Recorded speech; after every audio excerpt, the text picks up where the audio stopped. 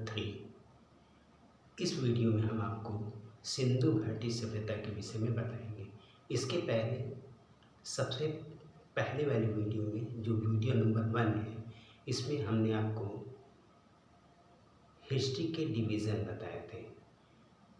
इसके बाद second video में हमने आपको प्रागैतिहासिक काल के विषय में बताया था, जिसमें हमने आपको प्रागैतिहासिक काल के 4 डिवीज़न बताए थे: पूर्व पाषाण काल, मध्य पाषाण काल, नवपाषाण काल और ताम्रपाषाण काल। देखिए, जो ताम्रपाषाण काल था, तो ताम्रपाषाण काल में ये था कि तांबे की खोज हो चुकी थी। जब तांबे की खोज हो गई तो धीरे धीरे डेवलपमेंट तेज़ी से होने लगा। डेवलपमेंट होते होते डेवलपमेंट काफ़ी हद तक हो गया, और जो हम लोग एक नवपाषाण काल में एक ग्रामीण सभ्यता के रूप में थे, वो एक धीरे धीरे करते हुए हम लोग शहरी सभ्यता में आ चुके थे। जब हम लोग शहरी सभ्यता में आ गए तो काफ़ी हद तक डेवलपमेंट हो गया था पूरे इंडिया में। एक तरीके से आप ये अपने याद रखने के लिए कीजिए इसको, कि पूरे इंडिया में जैसे इस समय पूरा का पूरा इंडिया में शहर गांव सब बसा हुआ, इस तरीके से पहले भी इसी इंडिया में पूरा का पूरा शहर और गांव सिस्टमेटिक फॉर्म में बस चुका था। कब? ताम्रपाषाण युग के बाद। लेकिन किसी कारणवश वो सभ्यता पूरी की पूरी नष्ट हो गई। नष्ट होने का रीजन कुछ भी हो सकता है, अलग अलग विद्वानों के अलग अलग मत हैं। सिंधु सभ्यता नष्ट होने के पीछे बाढ़ को सबसे बड़ा कारण बताया जा रहा है कि लार्ज स्केल में बाढ़ आ गया होगा, जिसकी वजह से पूरी की पूरी सभ्यता डूब करके नष्ट हो गई। एक तो ये बताया जा रहा है, और विद्वानों के अलग अलग मत हैं। लेकिन पॉसिबिलिटी ये भी है कि हो सकता है कोई ऐसी महामारी हो जिसकी वजह से भी ये सभ्यता नष्ट हो सकती है। भूकंप हो सकता है। रीजन तो बहुत से दिए गए हैं, लेकिन पॉसिबिलिटी ज़्यादातर यही है कि या तो लार्ज स्केल में बाढ़ आ गया होगा या महामारी हो गई होगी, जिसकी वजह से ये सभ्यता पूरी की पूरी नष्ट हो गई। और इस सभ्यता को, जो सिंधु घाटी सभ्यता जिसको हम कह रहे हैं कि ताम्रपाषाण युग के बाद डेवलप होते होते एक शहरी सभ्यता के रूप में हम लोग आ चुके थे, इस सभ्यता को हम लोग आदि ऐतिहासिक काल के अंतर्गत रखते हैं। तो इस जो आदि ऐतिहासिक काल के अंतर्गत रखते हैं, इसी के विषय में हम आपको डिटेल में बताने जा रहे हैं। जो ये सभ्यता थी, इस सभ्यता को हम लोग सिंधु घाटी सभ्यता के नाम से या हड़प्पा सभ्यता के नाम से जानते हैं। सिंधु घाटी सभ्यता के नाम से इसको क्यों जानते हैं? सिंधु घाटी सभ्यता के नाम से इसको हम लोग इसलिए जानते हैं कि मैक्सिमम जितनी भी आबादी बसी हुई है, कहने का मीन्स ये कि जितने भी शहर बसे हुए हैं, जितनी भी आबादी बसी हुई है, सब कुछ लगभग सिंधु नदी के तट पर है। तट का कहने का मतलब ये नहीं है कि बिल्कुल सिंधु नदी के बिल्कुल किनारे ही बसा है। सिंधु नदी के आसपास के इलाकों में ये आबादी बसी हुई है, और इसी को हड़प्पा सभ्यता भी कहा जाता है। इसको हड़प्पा सभ्यता क्यों कहा जाता है? हड़प्पा सभ्यता इसको इसलिए कहा जाता है कि जो सबसे पहली बार खुदाई हुई थी वो हड़प्पा नामक स्थान पर हुई थी, इसीलिए इसका नाम हड़प्पा सभ्यता इसको कहा जाता है। लेकिन वास्तविक नाम न तो इसका हड़प्पा सभ्यता है और न ही इसका नाम सिंधु घाटी सभ्यता है। देखिए, जिस समय ताम्रपाषाण युग था, जिस समय तांबे की खोज हो गई थी और डेवलपमेंट होते होते काफ़ी हद तक डेवलपमेंट बढ़ गया, एक शहरी सभ्यता के रूप में हम लोग आ चुके थे, तो उस समय हम लोगों की लिपि का भी विकास हो चुका था। लिपि का विकास कहने का मतलब लिखने पढ़ने की कैपेसिटी डेवलप हो चुकी थी। लेकिन उस समय की जो लिपि लिखी गई है वो अभी तक हम लोग पढ़ नहीं पाए हैं। मे बी पॉसिबल जिसको हम लोग इस समय सिंधु घाटी सभ्यता या हड़प्पा सभ्यता के नाम से जानते हैं, हो सकता है इसका नाम कुछ न कुछ जरूर रखा गया होगा, जो कि चूँकि लिपि हम लोग नहीं पढ़ पा रहे हैं, इसीलिए जो इंडिया पहले बसा हुआ था इसका कोई ना कोई नाम रखा गया होगा। जैसे इस समय इंडिया बसा हुआ है तो हम लोग ने इसका नाम इंडिया रखा है।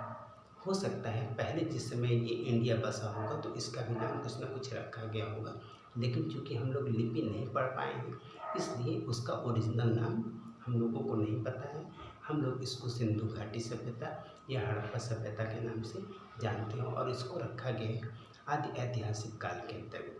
देखिए ये सभ्यता सिंधु नदी के तट पर बसी हुई, तो सिंधु नदी का दायरा काफ़ी बड़ा है और ये जो आबादी पूरी की पूरी बसी हुई लगभग 13 लाख वर्ग किलोमीटर में।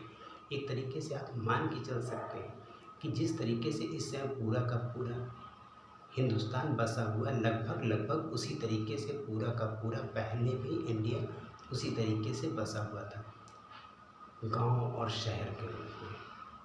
क्योंकि उस समय के शहर भी टोटली सिस्टमेटिक फॉर्म में है, पूरे पक्के मकान बने हुए हैं, नालियाँ बनी हुई हैं, नालियाँ ढकी हुई हैं, चौड़े चौड़े रोड हैं, रोड एक दूसरे को समकोण पर काटते, मतलब सारी की सारी व्यवस्थाएं हैं। तो इससे ये माना जा रहा है कि बहुत ज़्यादा डेवलप हो चुके थे और इसी चीज़ को हम आपको सिस्टमेटिक फॉर्म में बुक की लैंग्वेज में बताने जा रहे हैं। देखिए बुक की लैंग्वेज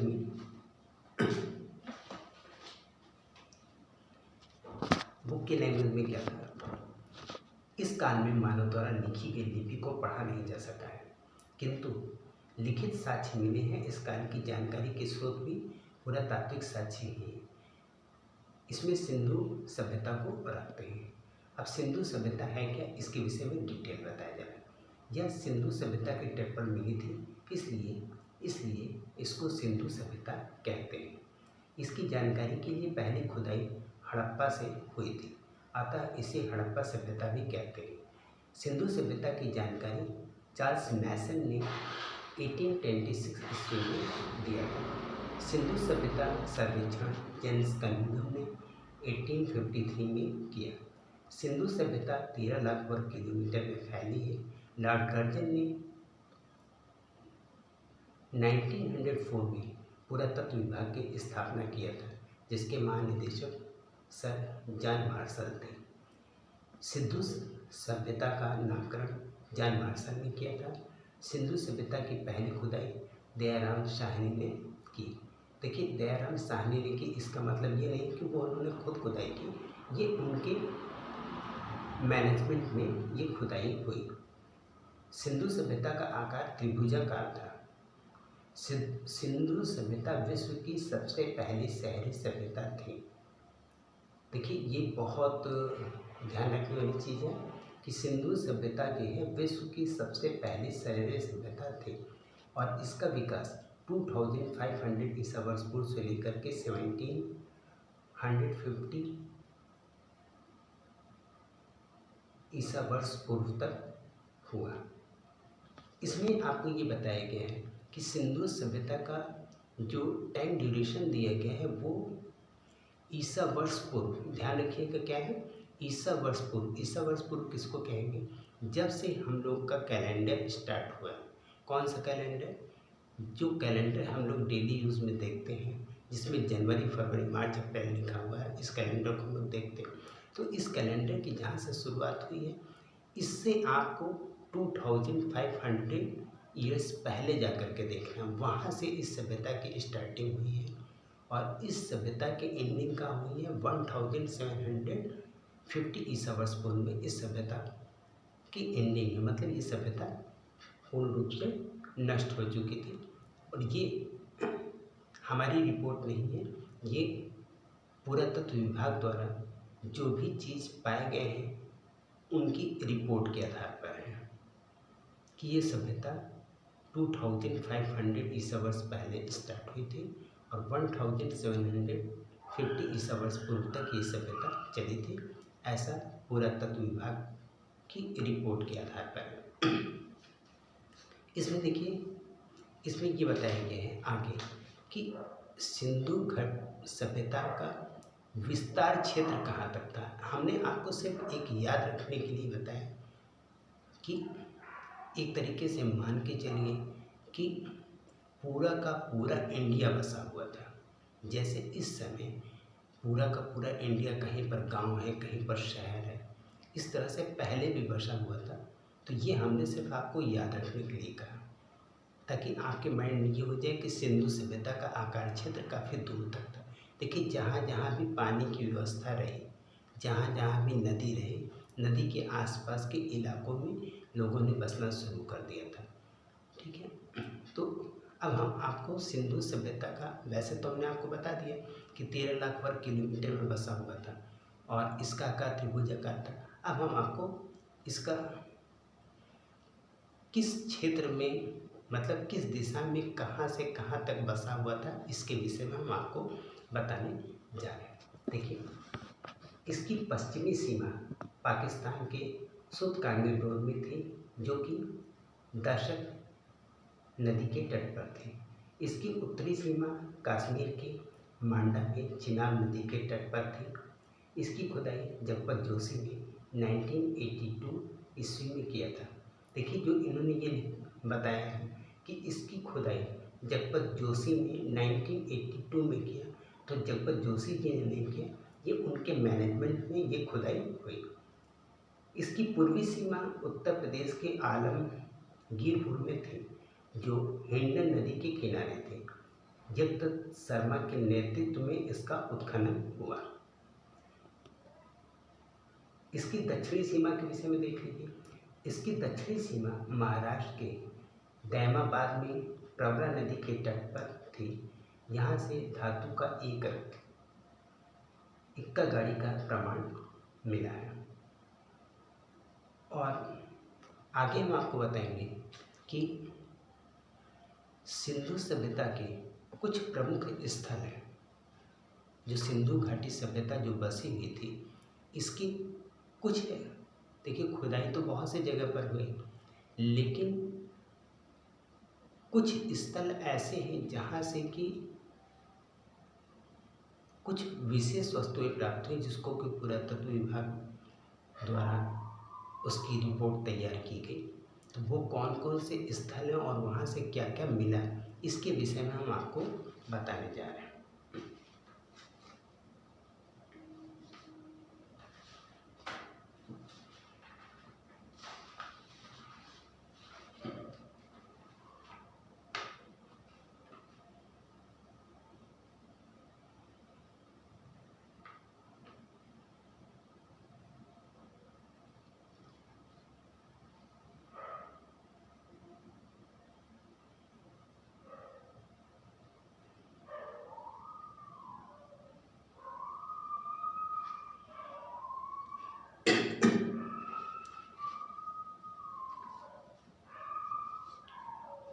हाँ, तो हम आपको पहला स्थल बताने जा रहे हैं, हड़प्पा। देखिए, हड़प्पा में क्या मिला है। हड़प्पा, इसका टाइम ड्यूरेशन दिया गया है 1921। इसकी खुदाई दयाराम साहनी ने की। यह रावी नदी के तट पर पाकिस्तान के माउंट गोमती जिला में स्थित है। पिटगट ने हड़प्पा और मोहनजोदड़ो को एक विस्तृत साम्राज्य की जुड़वा राजधानी कहा। यहाँ से देखिए कौन कौन सी वस्तुएं मिली है। मेन चीज़ ये है, कुम्हार का चाक, अन्नागार, श्रमिक आवास, मातृ देवी की मूर्ति, लकड़ी की ओखली, लकड़ी का ताबूत, RS-37 कब्रिस्तान, हाथी का कपाल, स्वास्तिक चिन्ह। हड़प्पा में चांदी का सर्वप्रथम जो प्रयोग हुआ था, हड़प्पा सभ्यता के लोगों ने ही किया था। देखिए, यहाँ पर हमें आपको ये बताना है कि सिंधु घाटी सभ्यता की जो मुख्य स्थल है, जहाँ से कोई ना कोई विशेष वस्तुएं प्राप्त हुई हैं। कंपटीशन के एग्ज़ाम में, कंपटीशन के एग्ज़ाम कहने का मतलब एसएससी है, बैंक है, रेलवे है और भी बहुत से वनडे एग्ज़ाम हैं जो भी ये सब वनडे एग्ज़ाम है या आपका टेट, सी टेट, इस तरह के जो भी एग्ज़ाम्स हैं, इसमें लगभग प्रत्येक एग्ज़ाम में 1 क्वेश्चंस सिंधु घाटी सभ्यता के मिलते ही मिलते हैं। मैंने बहुत से पेपर देखे हैं, लगभग मिलते हैं। तो किस जगह से कौन सी वस्तु मिली है, इसके विषय में एक क्वेश्चन जरूर रहता है। तो ये याद रखना एक टफ काम है कि जैसे मान लीजिए हड़प्पा से कोई वस्तु मिली है, हमने याद किया फिर भूल गए। मोहनजोदड़ो से जो वस्तु मिली है, तो पेपर देखने के बाद इतना अधिक हम लोग चूँकि पढ़े रहते हैं कि हम लोग कन्फ्यूज़ हो जाते हैं। को उसमें ऑप्शन दिए हैं हड़प्पा, मोहनजोदड़ो, कालीबंगा, बनवाली, इस तरीके के जब ऑप्शन दिए रहते हैं तो हम लोग पढ़ करके कंफ्यूज हो जाते हैं। हाँ, ये पढ़ा हुआ है लेकिन ये कहाँ पर मिला था, ये हम लोग चाहे जितना भी याद करें कंफ्यूज हो जाते हैं। इसके लिए हड़प्पा में क्या मिला था ये हमने एक कोटेशन के रूप में तैयार किए हैं, ताकि कोटेशन अगर आप याद कर लेंगे तो मे बी पॉसिबल एग्ज़ाम में कोटेशन के बेस पर आपको कहाँ पर क्या मिला था ये याद करने में आसानी होगी। देखिए हम आपको कोटेशन पढ़ करके सुनाते हैं।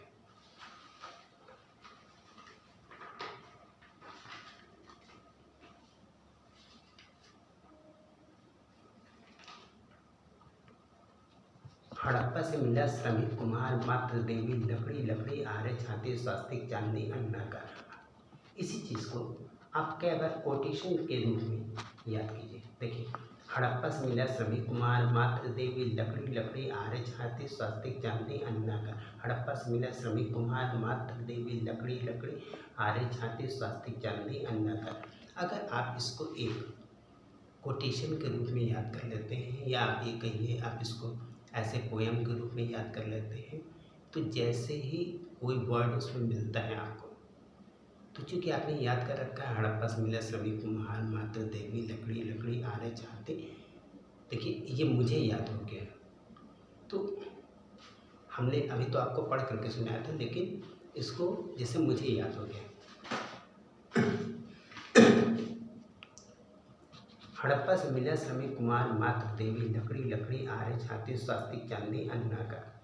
अब अगर आपको उसमें ऑप्शन मिला तो चूँकि आपने इसको याद किया हड़प्पा से मिला, तो ये जो हमने आपको वर्ड्स लिखा है श्रमिक कुमार मात्र, प्रत्येक में से वन वर्ड, जो पहला वर्ड है ये हमने लिया। 2 जगह मैंने लकड़ी लकड़ी किया है, फिर उसके बाद आरच हाथी किया। आरच क्या है? आरच ये कब्रिस्तान का है। तो चूँकि आप डिटेल तो बार बार वैसे रिवीजन कर ही रहे हैं घर पर, ये शॉर्ट फॉर्म अगर आपके पास रहेगा और आप इसको याद किए रहेंगे, तो जैसे लकड़ी उसमें वर्ड मिला लकड़ी, तो आपको तुरंत लकड़ी लकड़ी आरे छाती, तो आपको तुरंत ये समझ में आ जाएगा कि लकड़ी वर्ड जो है ये हड़प्पा में ही है, किसी दूसरे कोटेशन में लकड़ी वर्ड नहीं। आरच वर्ड जो है हड़प्पा में ही है, स्वास्तिक हड़प्पा में ही है, मात्र देवी हड़प्पा में ही है। तो अगर आपको पहला वर्ड मिल जाता है तो आप तुरंत ये समझ जाएंगे कि ये जो है हड़प्पा का है, तो तुरंत आप हड़प्पा पर टिक कर देंगे। सेकंड नंबर पर देखिए मोहनजोदड़ो। अब मोहनजोदड़ो पहले हम आपको बुक में क्या लिखा हुआ है पहले हम आपको ये बताएंगे और फिर उसका कोटेशन हम आपको बताएंगे। देखिए बुक में क्या लिखा हुआ है। मोहनजोदड़ो 1921। देखिए इसकी खुदाई 1921 में ईस्वी में राखल दास बनर्जी ने की। राखल दास बनर्जी ने की मीन्स इनके नेतृत्व में खुदाई की गई। यह पाकिस्तान के लड़काना जिले में स्थित है। यह सिंधु नदी के तट पर है। यह सिंधु सभ्यता का सबसे बड़ा शहर है। यहाँ मृतकों का एक बहुत बड़ा टीला मिला है। यहाँ से निम्नलिखित वस्तुएं मिली। देखिए कौन कौन सी वस्तुएं मिली है ये हम आपको पहले पढ़ के सुनाएंगे, फिर इसी चीज़ को हम आपको एक कोटेशन के रूप में सुनाएंगे जिससे आपको याद हो सके। देखिए यहाँ से कौन कौन सी वस्तुएं मिली है। पुरोहित आवास, घर में कुआं, विशाल स्नानागार, अन्नागार, सूती वस्त्र, स्वास्तिक चिन्ह, सबसे चौड़ी सड़क, सभागार, पशुपति सिंह, कांस्य की नर्तकी, तांबे का ढेर।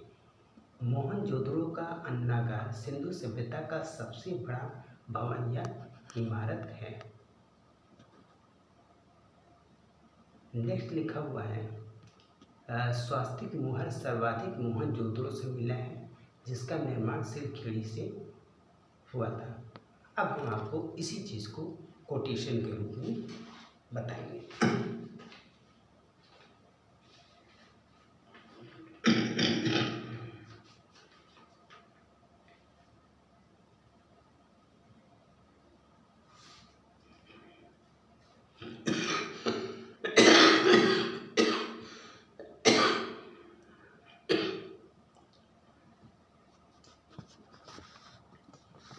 मोहनजोदड़ो से मिला पुरोहित कुआं, स्नानागार, सूती स्वास्तिक, चौड़ी सड़क, पशुपति सभा, नर्तकी, तांबा, सबसे बड़ा अन्नागार।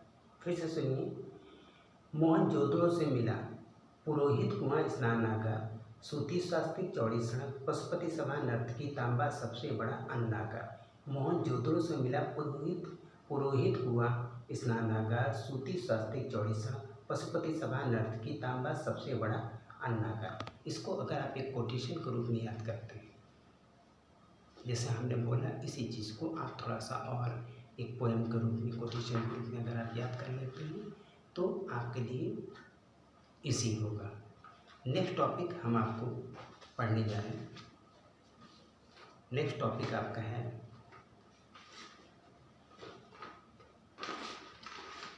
चाहुंदड़ो। देखिए चाहुंदड़ो से क्या मिला। चाहुंदड़ो में जो खुदाई हुई थी वो 1931 में हुई थी। चाहुंदड़ो से क्या चीज़ मिला, इसकी खुदाई 1931 ईस्वी में गोपाल मजूमदार के नेतृत्व में की गई। यह पाकिस्तान के सिंधु नदी के तट पर स्थित है। यह एकमात्र शहर है जो दुर्ग रहित है। यही एक औद्योगिक शहर है। यहाँ से निम्नलिखित वस्तुएं मिली हैं। देखिए कौन कौन सी वस्तुएं मिली हैं। मेकअप सामग्री, लिपस्टिक, शीशा, मनका, गुड़िया, सुई, अलंकृत ईंट, बिल्ली का पीछा करता हुआ कुत्ता। इसी चीज़ को अब हम आपको कोटेशन के रूप में बताएंगे, जिससे आपको याद हो जाए।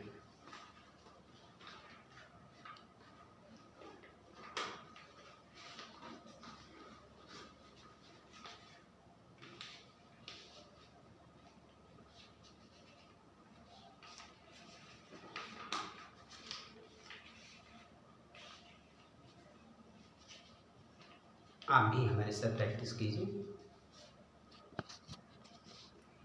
चाहुंदड़ो से मिला मेकअप, लिपस्टिक, शीशा, मनका, गुड़िया, सुई, अलंकृत, बिल्ली, पीछा करता कुत्ता, दुर्ग रहित औद्योगिक शहर। चाहुंदड़ो से मिला मेकअप, लिपस्टिक, शीशा, मनका, गुड़िया, सुई, अलंकृत ईंट, बिल्ली, पीछा करता कुत्ता, दुर्ग रहित औद्योगिक शहर। फिर से सुनिए, चाहुंदड़ो से मिला मेकअप, लिपस्टिक, शीशा, मनका, गुड़िया, सुई, अलंकृत ईंट, बिल्ली, पीछा करता कुत्ता, दुर्ग रहित औद्योगिक शहर। अगर इसको आप इसी तरीके को कोटेशन के रूप में बार बार बोलते हैं तो ये आपको बहुत इजी वे में याद हो जाएगा। नेक्स्ट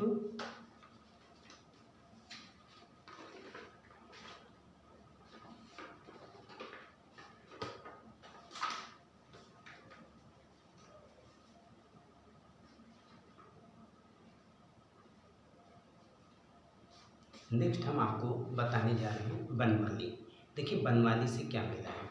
बनवाली पहले हम आपको बुक की लैंग्वेज सुनाते हैं, इसके बाद फिर कोटेशन की लैंग्वेज सुनाते हैं।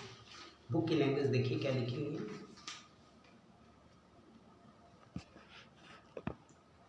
बनवाली, इसकी खुदाई रविंद्र सिंह के नेतृत्व में की गई। यह हरियाणा में स्थित है। इसके समीप रंगोई नदी है। यहाँ जल निकासी की व्यवस्था नहीं थी, जिस कारण घर में सोखता मिला है। यहाँ की सड़कें टेढ़ी मेढ़ी थी। अब इसको कोटेशन के रूप में देखिए।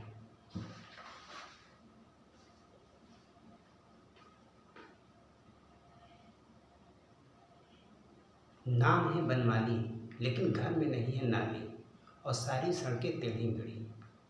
फिर से सुनिए, नाम है बनवाली लेकिन घर में नहीं है नाली, और सारी सड़कें टेढ़ी मेढ़ी।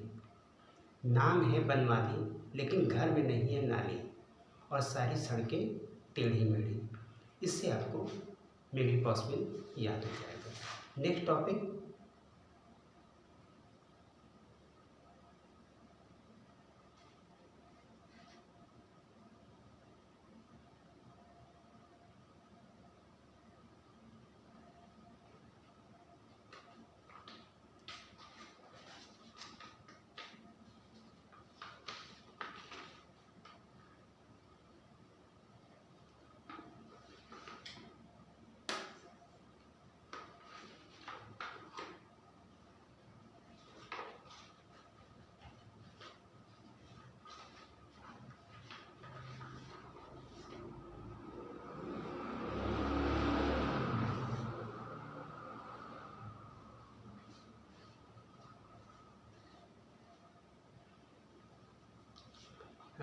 देखिए कुछ स्थल ऐसे हैं जिसमें बहुत कम चीज़ें मिली हैं।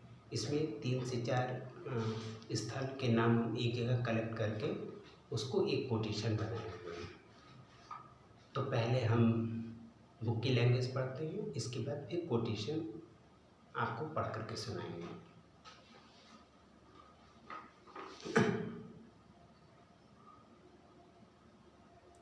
नंबर 1 पे हम आपको पढ़ने जा रहे हैं सुरकोटता। देखिए सुरकोटता से क्या मिला है।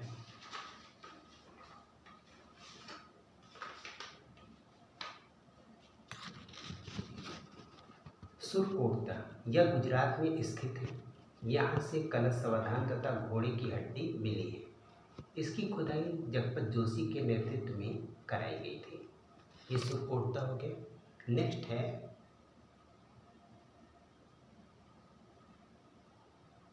कुणाल। देखिए कुणाल से क्या मिला है, पहले हम आपको कुणाल की बुक की लैंग्वेज सुनाते हैं। कुणाल यह हरियाणा के हिसार जिला में स्थित है। यहाँ से चांदी के 2 मुकुट मिला है।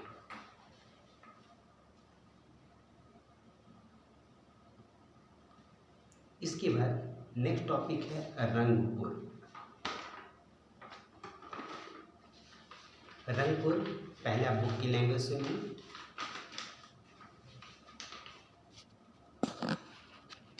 रंगपुर यह गुजरात में स्थित है। यहाँ से धान की भूसी मिली है। सिंधु सभ्यता का सबसे बड़ा स्थल धौलावीरा है। भारत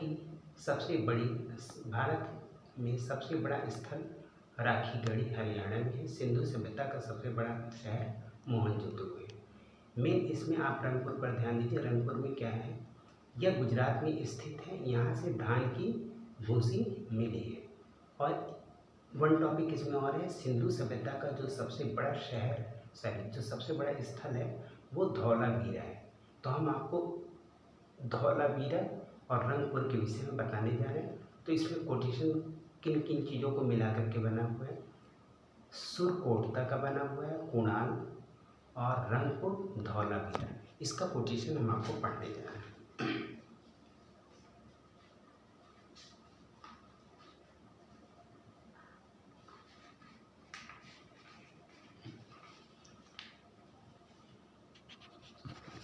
घोड़े की हड्डी कलश सावधान सुरकोटता से मिला है। चांदी का मुकुट मिला कुणाल से। धान की भूसी मिली रंगपुर से। सबसे बड़ा स्थल धौलावीरा है। इसको थोड़ा सा स्पीड लेते हुए कोटेशन के रूप में इसको पढ़ने की कोशिश कीजिए। घोड़े की हड्डी कलश सावधान सुरकोटता से मिला है। चांदी का मुकुट मिला कुणाल से। धान की भूसी मिली रंगपुर से। सबसे बड़ा स्थल धौलावीरा है। घोड़े की हड्डी कलश सावधान सुरकोटता से मिला है। चांदी का मुकुट मिला कुणाल से। धान की भूसी मिली रंगपुर से। सबसे बड़ा स्थल धौलावीरा है। और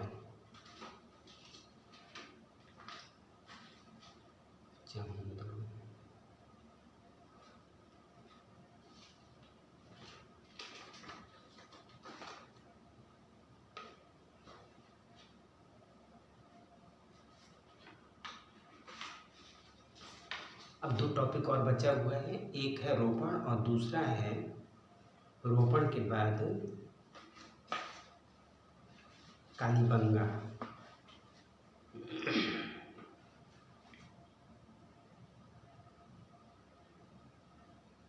और रोपण, कालीबंगा और लोथल, ये 3 टॉपिक्स बचे हुए, ये हम आपको पढ़ाने जा रहे हैं।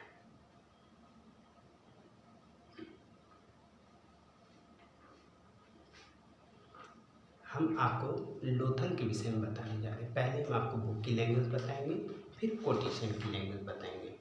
लोथल,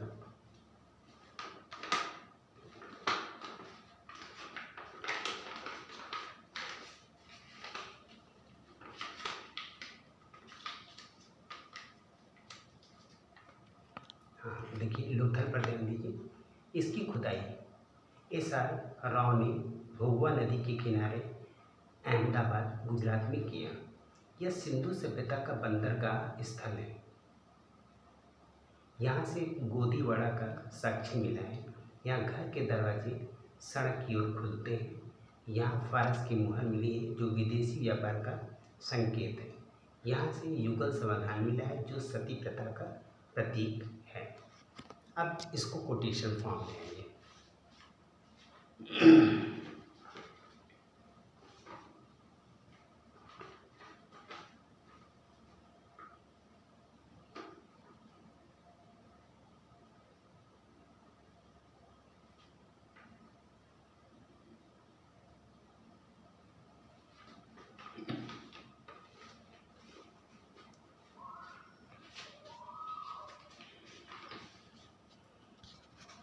युगल समाधान जो सती प्रथा का प्रतीक है। फारस की मोहर जो व्यापार का संकेत है। घर के दरवाजे सड़क की ओर खुलते हैं। गोदीवाड़ा बंदरगाह, ये सब मिला लोथल से। फिर से देखिए, युगल समाधान जो सती प्रथा का प्रतीक है। फारस की मोहर जो व्यापार का संकेत है। घर के दरवाजे सड़क की ओर खुलते हैं। गोदीवाड़ा बंदरगाह, ये सब मिला लोथल से। युगल समाधान जो सती प्रथा का प्रतीक है। फारस की मोहर जो व्यापार का संकेत है। घर के दरवाजे सड़क की ओर खुलते हैं। गोदीवाड़ा बंदरगाह, ये सब मिला लोथल से। इसको आप अगर कंटिन्यू बोलेंगे 20 बार तो ये कोटेशन के रूप में याद हो जाएगा। अब नेक्स्ट टॉपिक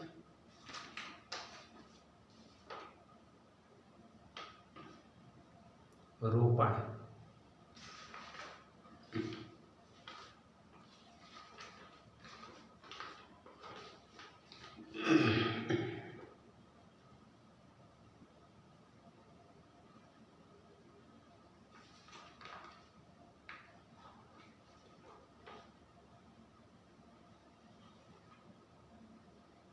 देखिए, इसमें आपको ये बताना है कि